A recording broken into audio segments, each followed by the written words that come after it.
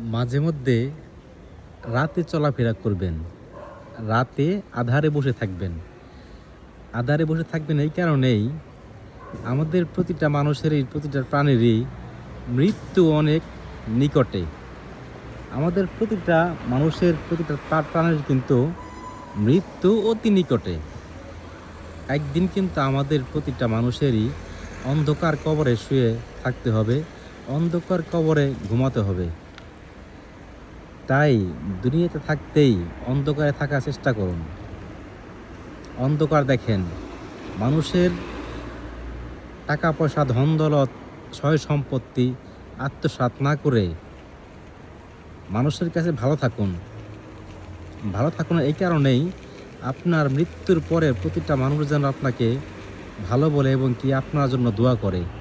কারণ ওই সময়টাতে ওই দোয়াটাই অনেক বড় কিছু। সয় সম্পত্তি, টাকা পয়সা, অন্যের অন্যের জিনিস লুটপাট, এগুলো কিছুই থাকবো না।